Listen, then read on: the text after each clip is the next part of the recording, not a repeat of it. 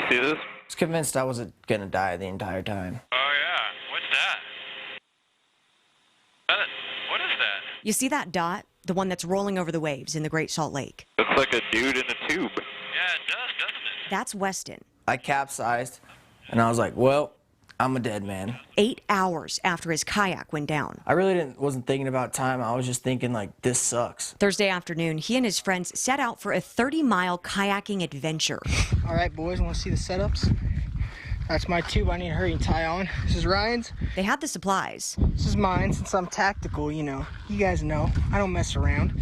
I got my 2 jugs in here. Should be a good day. But they were nowhere near prepared for what lied ahead. But the waves kept getting bigger and bigger, and I was like, oh, this is not gonna be a good time. Strong winds and waves tore them apart. I didn't know waves in a lake could get this big, honestly. Each one left to fend for themselves as they waited for help. Weston was left with nothing but his tube. My water went down with my kayak.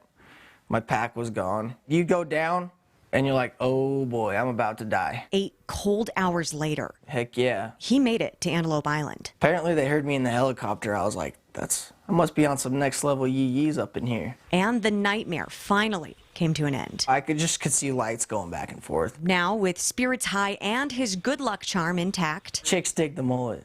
It's actually not a fact, but it's good luck. he says he won't shy away from the next adventure, but next time, he'll make sure to check the weather. But I mean, if I got invited to one next week, I wasn't on the Salt Lake, I'd be like, all right, let's tear it up.